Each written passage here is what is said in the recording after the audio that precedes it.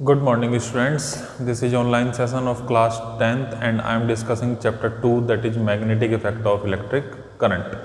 Last lecture में हमने students magnets के बारे में पढ़ा था और मैग्नेट्स की प्रॉपर्टी को डिस्कस किया था, मैग्नेटिक फील्ड डिस्कस किया था, मैग्नेटिक फील्ड लाइंस की प्रॉपर्टी हमने पढ़ ली थी और अर्थ का मैग्नेटिज्म हमने कंप्लीट कर लिया था।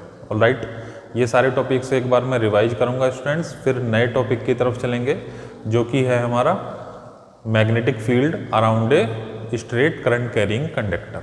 ऑलराइट, देखिए सबसे पहले हमने मैग्नेट्स के बारे में पढ़ा था इस चैप्टर में कि मैग्नेट क्या होती है। मैग्नेट वो ऑब्जेक्ट है या वो सब्सटेंस है जो मैग्नेटिक मटेरियल्स को अपनी तरफ अट्रैक्ट करता है। मैग्नेटिक मटेरियल्स कौन कौन से हो सकते हैं? आयरन, निकेल, कोबाल्ट, ये सब मैग्नेटिक मटेरियल्स हैं। तो वो ऑब्जेक्ट जो इन सारे मटेरियल्स को अपनी तरफ अट्रैक्ट कर ले, उस ऑब्जेक्ट को हम बोलेंगे कि वो एक मैग्नेट है। ठीक है, अब मैग्नेट की प्रॉपर्टीज में हमने पढ़ा था कि मैग्नेट के दो पोल्स होते हैं, एक नॉर्थ पोल और एक साउथ पोल। नॉर्थ नॉर्थ को रिपेल करेगा, साउथ साउथ को रिपेल करेगा। ठीक है, और जो नॉर्थ और साउथ जब दोनों एक दूसरे के पास आएंगे तो इनमें क्या होगा, इन दोनों पोल्स में अट्रैक्शन होगा। ठीक है, यानी कि यहाँ से हम कह सकते हैं कि like poles repel each other and unlike poles attract each other. जो लाइक पोल्स हैं यानी कि जो सेम पोल्स हैं, जैसे कि नॉर्थ नॉर्थ और साउथ साउथ, वो दोनों एक दूसरे को रिपेल करेंगे, और जो अपोजिट पोल्स हैं, अनलाइक पोल्स हैं, जैसे कि नॉर्थ और साउथ, वो एक दूसरे को क्या करेंगे, अट्रैक्ट करेंगे। ठीक है, यहाँ से इतने पॉइंट क्लियर हो गए। नेक्स्ट हमने पढ़ा था कि जो मैग्नेट है उसमें डायरेक्टिव प्रॉपर्टी होती है। ठीक है, सपोज मान लीजिए अगर बार मैग्नेट की बात की जाए, बार मैग्नेट एक क्यूबॉइड शेप की होती है। अगर उस मैग्नेट को हम फ्रीली सस्पेंड करें with the help of thread, तो वो हमें डायरेक्शन के बारे में बताएगी। उसका नॉर्थ पोल नॉर्थ डायरेक्शन को इंडिकेट करेगा और साउथ पोल साउथ डायरेक्शन को इंडिकेट करेगा। ठीक है, नेक्स्ट हमने पढ़ा था मैग्नेटिक फील्ड, किसी भी मैग्नेट का जिसमें वो रीजन जिसमें उस मैग्नेट का इन्फ्लुएंस रहता है, उस मैग्नेट का इम्पैक्ट रहता है, उसको हम बोलते हैं magnetic field of the magnet. ठीक है, अब मैग्नेटिक फील्ड को शो करने के लिए कि कहाँ पर मैग्नेटिक फील्ड की स्ट्रेंथ ज़्यादा है, कहाँ पर मैग्नेटिक फील्ड की स्ट्रेंथ कम है, इसमें हम मैग्नेटिक फील्ड लाइंस को ड्रॉ करते हैं। ठीक, मैग्नेटिक फील्ड लाइंस की प्रॉपर्टीज क्या क्या थी कि magnetic field lines closed end continuous curve होते हैं, वो कभी भी एक दूसरे को इंटरसेक्ट नहीं करते। इंटरसेक्ट क्यों नहीं करते? क्योंकि अगर वो ऐसा करेंगे तो जहाँ पर पॉइंट ऑफ इंटरसेक्शन होगा वहाँ पर हमें एक ही पॉइंट पर दो डायरेक्शंस मिलेंगी। ठीक है, जो कि पॉसिबल नहीं है। दो डायरेक्शंस किसकी? मैग्नेटिक फील्ड की। ठीक है, अब डायरेक्शन की अगर बात करें तो जो मैग्नेटिक फील्ड लाइंस हैं वो नॉर्थ पोल से साउथ पोल की तरफ डायरेक्टेड होंगी आउटसाइड द मैग्नेट। अगर मैग्नेट के बाहर की बात हम कर रहे हैं तो उनकी डायरेक्शन क्या होगी? North pole to south pole. और अगर मैग्नेट के अंदर की बात कर रहे हैं तो उनकी डायरेक्शन होगी south pole to north pole. ठीक है, क्लोज्ड एंड कॉन्टिन्यूअस कर्व है और वो कभी भी एक दूसरे को इंटरसेक्ट नहीं करेंगे। क्लियर, ये पॉइंट हमने डिस्कस कर लिए थे लास्ट लेक्चर में। अर्थ का मैग्नेटिज्म, ठीक है, जो बार मैग्नेट है उसमें जो डायरेक्टिव प्रॉपर्टी है, अगर उसको हम फ्रीली सस्पेंड करते हैं with the help of thread, तो जो बार मैग्नेट का नॉर्थ पोल है वो अर्थ के जियोग्राफिकल नॉर्थ की तरफ इंडिकेट करेगा, और जो बार मैग्नेट का साउथ पोल है वो अर्थ के जियोग्राफिकल साउथ की तरफ इंडिकेट करेगा। क्लियर, ये पॉइंट क्लियर है। चलिए, अब इन्हीं से रिलेटेड आपकी एक्सरसाइज के मैंने आपको बताया था कुछ न्यूमेरिकल्स करके देखिएगा। कुछ न्यूमेरिकल्स हैं इसमें, नोट करिए उन न्यूमेरिकल्स को। The diagram shows a bar magnet surrounded by 4 floating compasses. Note down the numerical.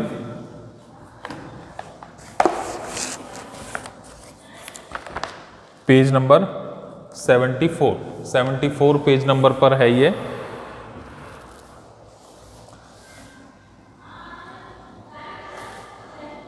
Question number 25A है, page number 74। The diagram shows a bar magnet. The diagram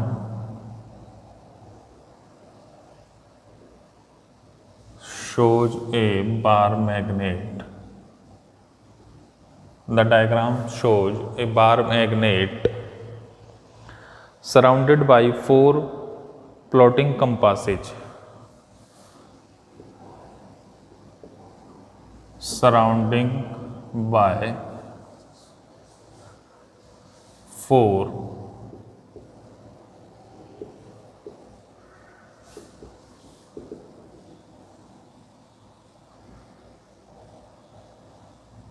compasses. Copy the diagram and mark in it the direction. Copy the diagram and mark. Copy the diagram and mark in it the direction of the compass. In it the direction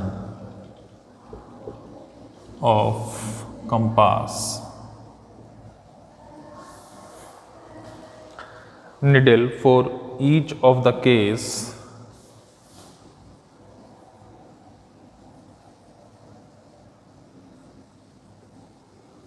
Each of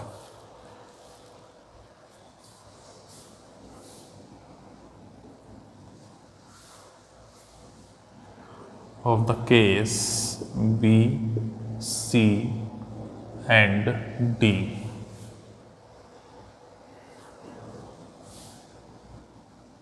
ये bar magnet है students,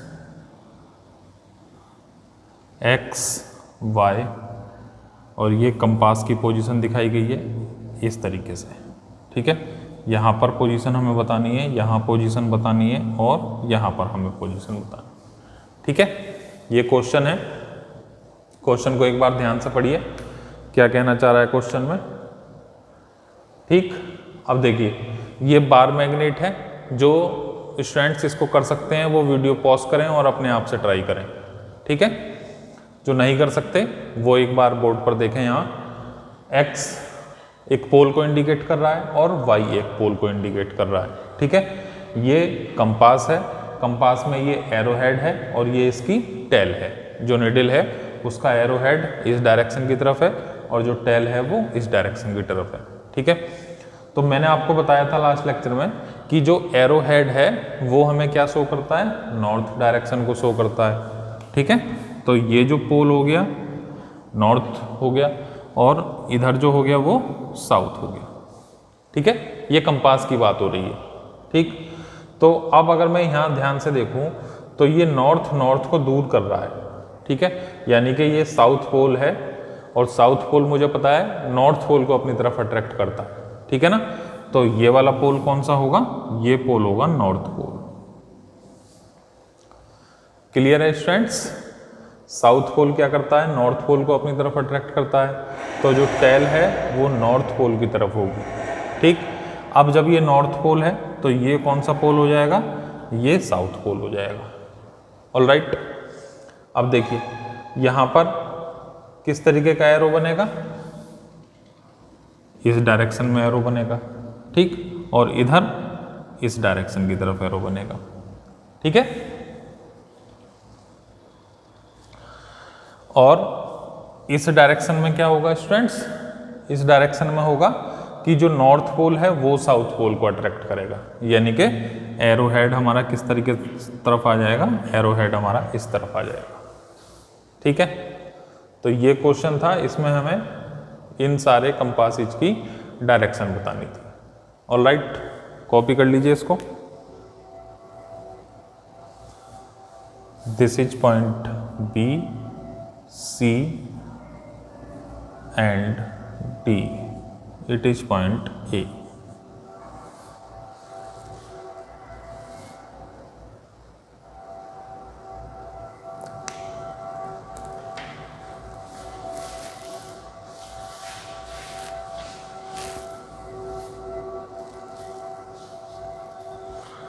Write down another question. The three diagrams in the following figure, erase कर दें इसको,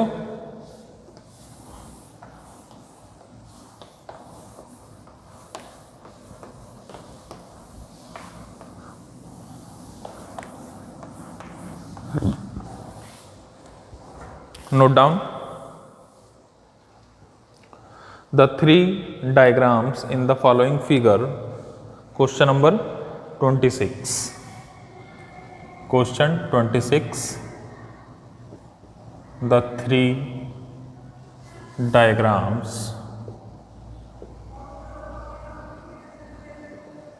in the following figure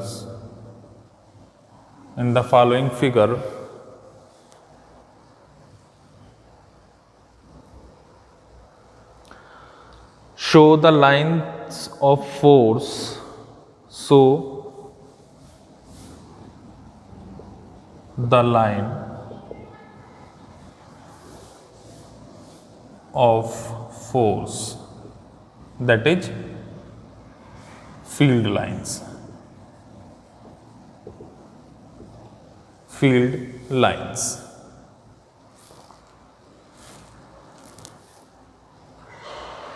Between the poles of two magnets. Between the poles of two magnets. Between the poles of two magnets. Identify the poles A, B, C, D, E, F.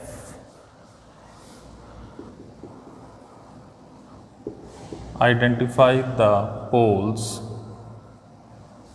A, B, C, D, E and F. ठीक है, diagrams हमें दिखाए गए हैं. This is A, B, C, D, E and F. All right, इसमें magnetic field lines का pattern हमें दिया हुआ है स्टूडेंट्स, बुक में भी देख सकते हैं आप इस तरीके से. ठीक है, और डायरेक्शन भी है.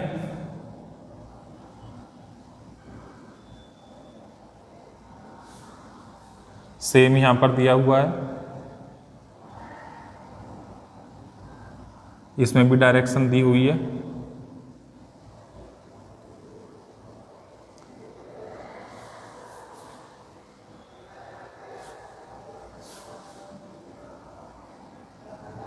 And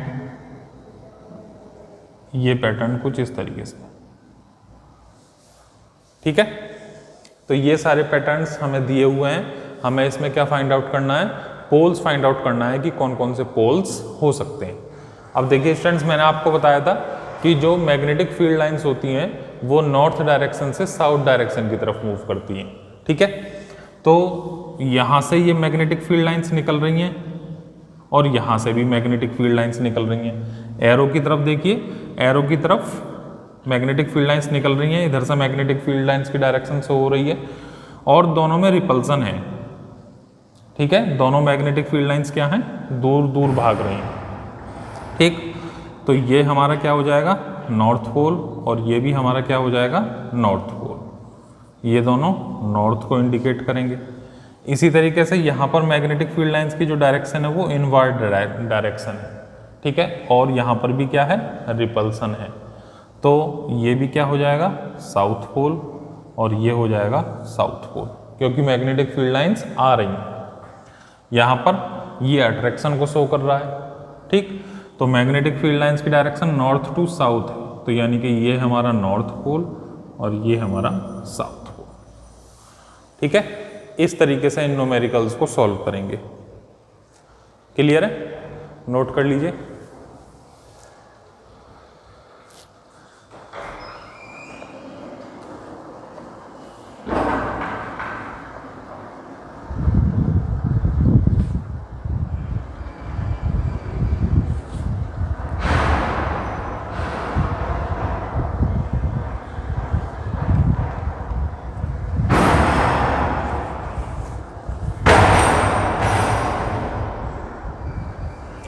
done.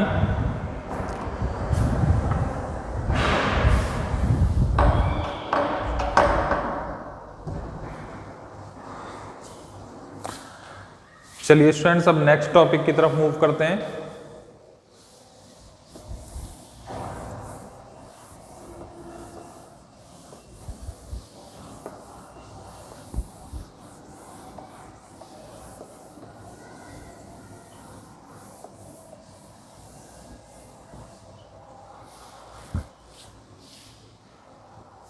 Magnetic effect of current और electromagnetism. Magnetic effect of current, magnetic effect of current, और वी कैन से मैग्नेटिज्म।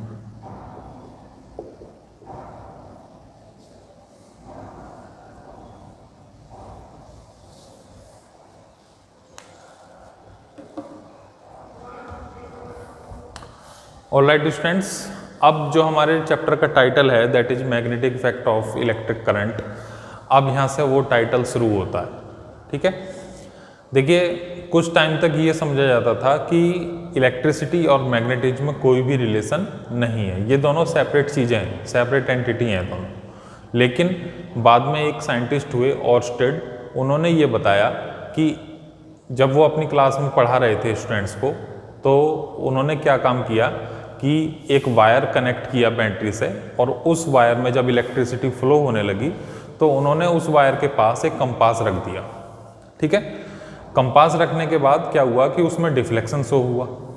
ठीक, जब उसमें डिफ्लेक्शन शो हुआ तब वहाँ से जब एक्सपेरिमेंट उन्होंने आगे करना स्टार्ट किया, तब उन्हें पता चला कि जिस भी कंडक्टर में करंट फ्लो कराया जाता है, positive terminal to negative terminal, जब हम उसको एक बैटरी से कनेक्ट करते हैं और बैटरी से कनेक्ट करने के बाद उसमें करंट फ्लो होने लगता है, तो वो एक मैग्नेट की तरह बिहेव करने लगता है। ठीक है, उसके आसपास इलेक्ट्रिक फील्ड तो जनरेट होता ही होता है और उसके साथ साथ मैग्नेटिक फील्ड भी जनरेट हो जाता है। ठीक है, तो यहाँ से शुरुआत हुई एक अलग ब्रांच की, एक अलग साइंस के ब्रांच की, that is known as the electromagnetism. ठीक है, जहाँ पर हम इलेक्ट्रिसिटी के कौन से इफेक्ट को डिस्कस करते हैं, that is magnetic effect of electric current. तो यहाँ से उन्होंने बताया कि इलेक्ट्रिसिटी में और मैग्नेटिज्म में, यानी कि इन दोनों में एक रिलेशन है। ठीक है, और बाद में एक्सपेरिमेंट्स हुए, तब बाद में उन्होंने बताया कि जिस भी कंडक्टर में करंट फ्लो कराया जाता है उसके आसपास एक मैग्नेटिक फील्ड जनरेट हो जाता है। ठीक है, और उस मैग्नेटिक फील्ड की स्ट्रेंथ के बारे में बताया कि मैग्नेटिक फील्ड की स्ट्रेंथ उसमें कितनी हो सकती है। ऑलराइट, तो चलिए स्टूडेंट्स ये टॉपिक स्टार्ट करते हैं अपना। इसमें फर्स्ट टॉपिक है ऑर्स्टेड एक्सपेरिमेंट के बारे में। पहले समझ लीजिए थोड़ा सा क्या है Oersted experiment.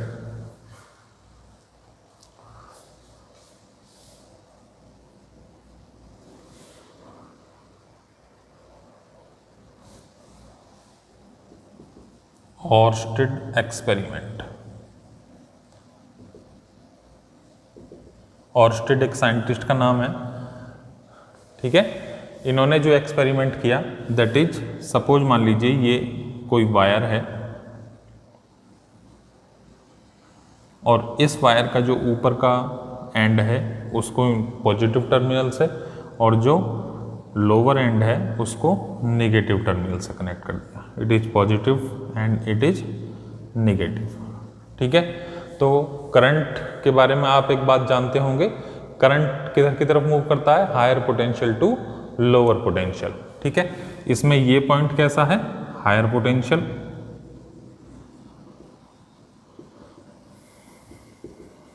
And negative lower potential.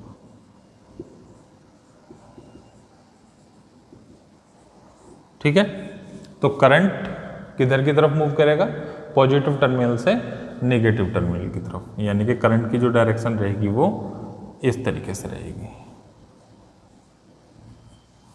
ठीक है, अब जैसे ही इसमें करंट फ्लो होना स्टार्ट होगा तब ऑर्स्टेड ने क्या किया, ये सेटअप बना के रखा हुआ था अपनी क्लास में, वो स्टूडेंट्स को पढ़ा रहे थे और उन्होंने बताया कि इस तरीके से करंट इसमें फ्लो होना स्टार्ट हो जाएगा। ठीक है, अब थोड़ी देर के बाद उसमें उन्होंने क्या काम किया, जब तक इसमें करंट फ्लो नहीं हो रहा था तब तक तो उन्होंने ये जो कंपास यहाँ पर रखा हुआ था इसमें कोई भी डिफ्लेक्शन नहीं था। ठीक है, ये इस तरीके से रखा हुआ था, इसमें कोई भी डिफ्लेक्शन शो नहीं हो रहा था। ठीक है, स्विच यहाँ पर अगर हम लगा सकते हैं तो ये स्विच ऑन है, ऑन है, इसका मतलब अभी इसमें कोई भी करंट फ्लो नहीं हो रहा, कोई भी करंट फ्लो नहीं हो रहा तो इस कंपास में कोई भी डिफ्लेक्शन नहीं है। अब जैसे ही उन्होंने क्या काम किया, स्विच ऑन किया, एक दूसरा सर्किट यहाँ पर ड्रॉ कर देते हैं।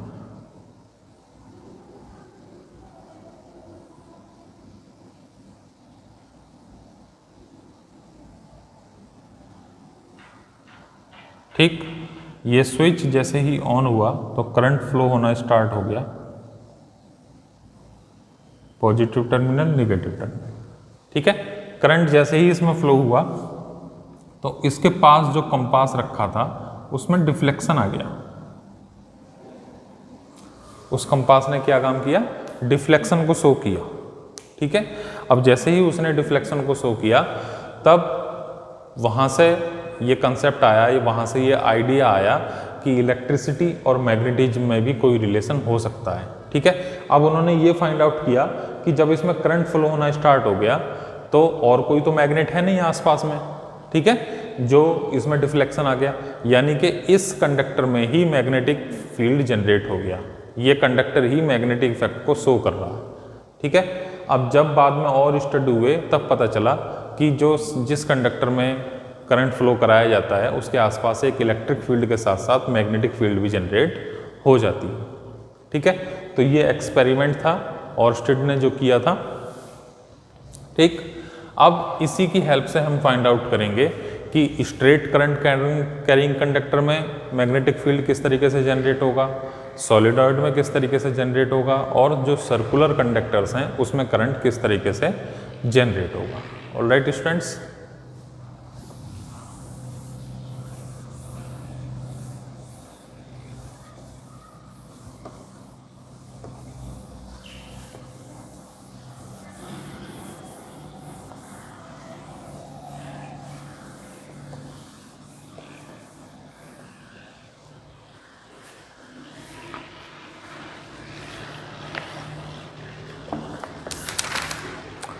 magnetic field patterns produced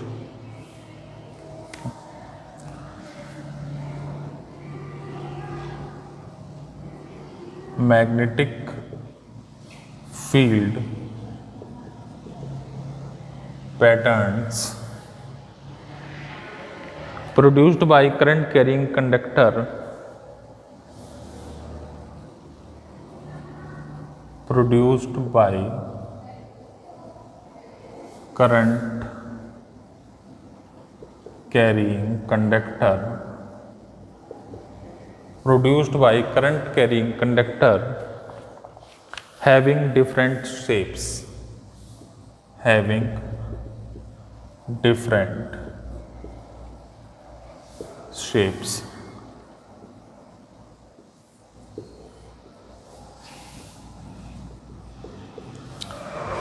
ठीक है, तो यहाँ पर स्टूडेंट्स डिफरेंट शेप्स के 3 कंडक्टर्स हम लेंगे। First, straight current carrying conductor, straight current carrying conductor.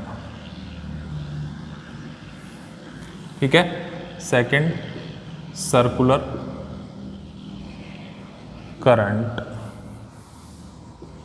Carrying conductor. Third, solenoid current carrying conductor.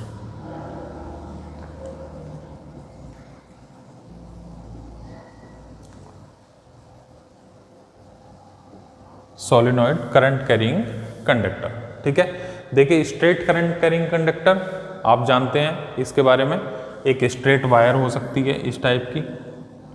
ठीक है, सर्कुलर करंट कैरिंग कंडक्टर के बारे में भी आप जानते हैं, इस तरीके का कोई सर्कुलर रिंग हो सकती है, ठीक है।